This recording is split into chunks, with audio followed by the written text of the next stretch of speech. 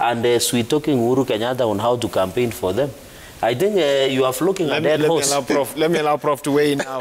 Prof, even as we continue, as we move forward, party nominations coming up, April, big month, and senators hinted at your intentions or your declaration that you're I saw it on the advert in Citizen TV. So yes, he has already put it. Put it out there. Yes. As someone getting into a field like this, are you concerned about party nominations? We now have the Political Parties Amendment Bill 2021 as well in play. How could this affect how we now look at party nominations? Before getting into that question, let me simply just weigh in on what Senator Wamatangi said on development and on the models. And he singled out the Singaporean approach by Lee Kuan, the then Prime Minister, who grew an economy that was nothing in 1970 to what Singapore is today, of course, before he passed on. The social welfare approach that seems to take root, I think, let me just comment this way, that in propounding the social welfare approach, the implementation of that approach would be a mixed implementation, targeting only poor setups, perhaps different from the way it is done in Europe or in the US. And I'm sure that it will be to enable those families that are unable to fend for themselves, grow to something, and in the process also perhaps establish some business enterprise. And as time goes on, you identify more vulnerable families and lift them up. It's a social welfare scheme. So it should not be seen as a handout. It is not a handout. It is simply living to the reality of our times that certain families are not able to fend for themselves. Let me go to the second point. And the second point is from what Senator Cherargei said, that when we talk about the hustler economy, the hustler, or the bottom-up, as he says, it seems everybody's a hustler, including himself. You can't have, he has said those living out there are hustlers. So even those with money in their pockets and in their hands seem to be hustlers. You cannot have, everybody cannot be a hustler. There must be some who are able to remove others from the hustle.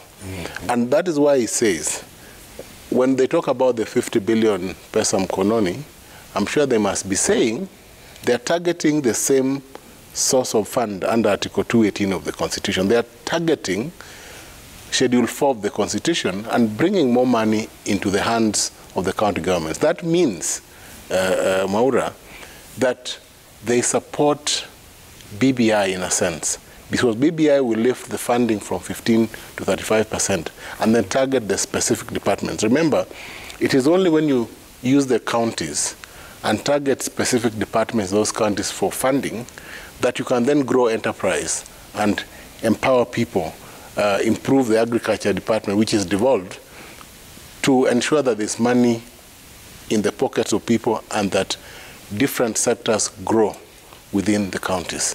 So it should just come up and say that they support BBI. It should not say Reggae stop, they should support Reggae. on the merits of the BBI, before I respond to the political parties question, on the merits of the BBI, I don't think we are telling the Supreme Court to rule in any manner. We are simply putting forward arguments on what we expect or what we aspire to.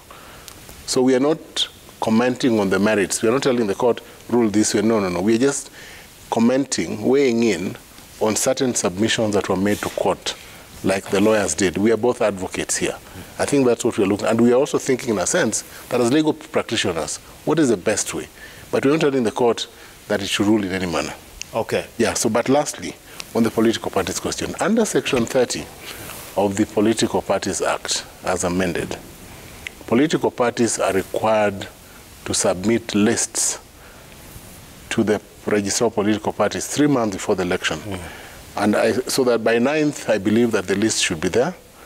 The primaries, or what you call the nominations, I can see UDA is already charging fees and the process has started. I've seen Mheshimiwa Mwaura speak to nomination fees. I expect this process, because of the political parties dispute tribunal process as enshrined under Section 29, to commence after the parties, after the registrar has that list. Then that process would then go on, because you cannot proceed to undertake a nomination before the political parties registrar, who is the person who must oversee those nominations. Now that's the difference this year. The registrar will oversee the nominations, so that under the intended elections bill 2022, there will simply be a registration process by IBC. IBC wants to stand away from the nomination process and allow the registrar to undertake the entire process. It is expected, or the registrar expects, that the process will be transparent and that parties will not go into processes that will lead to unhappiness on the part of aspirants.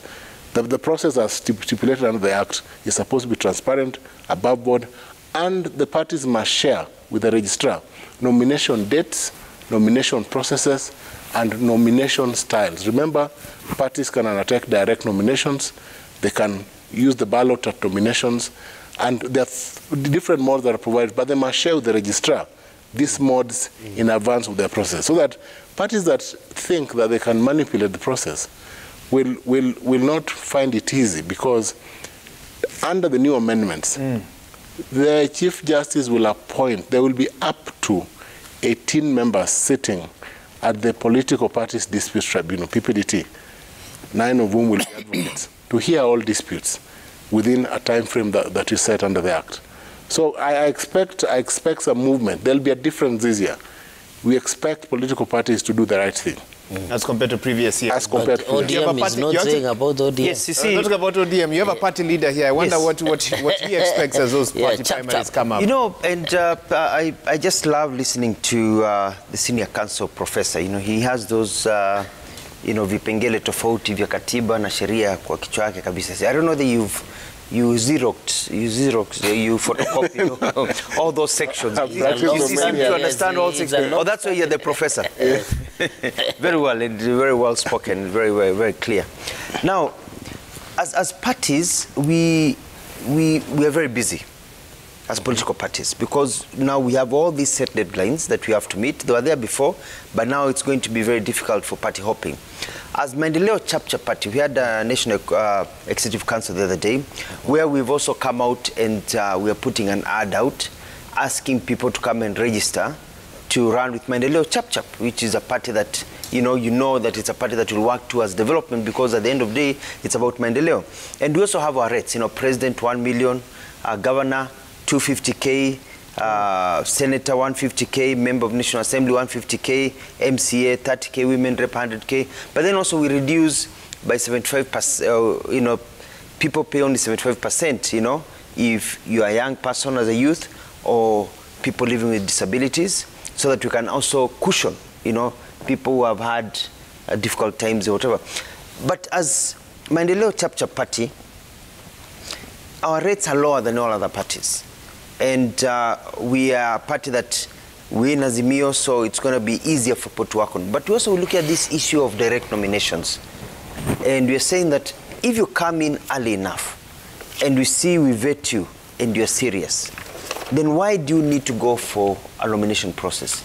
Our rules allow us to give you a direct nomination so that you can save your money instead of going for a nomination and fighting. You can save your money now to go and defeat the UDA or the other candidate or the other, wherever you are.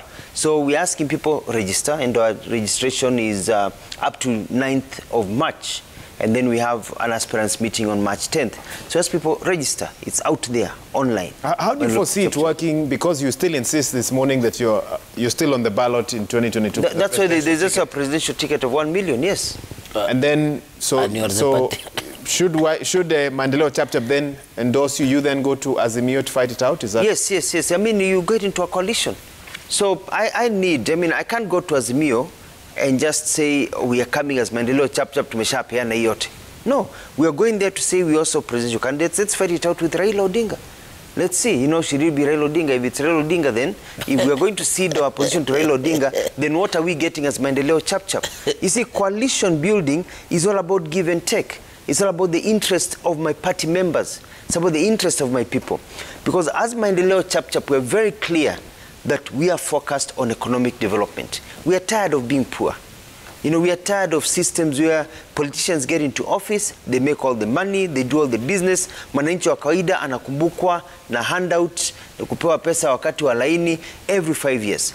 We want to grow the economy. We want our young people to leave school knowing they are going to get employed. I met young people yesterday from Cooperative University in Keren. And they're telling me that their siblings who are older than them, who has finished Form 4 or finished university, are at home with no jobs. Their cousins are at home with no jobs. And so they are scared. They are graduating on Friday, next week, and they are afraid because they know they will not get jobs. We want to revolutionize the economy, move Kenya to the second world. So it's a political party that has an ideology of development. And so that's why I was saying that politics plays a role in terms of where are we going. We want to have representation in parliament, in county assemblies, in governors, senators that are going to change the face of Kenya. Not just the presidency, but we want across the way so we can revolutionize our country. Nchi yetu imekuwa tu ni rais peke yake. You know, let me tell you the truth. It's a presidency. It's always been the presidency.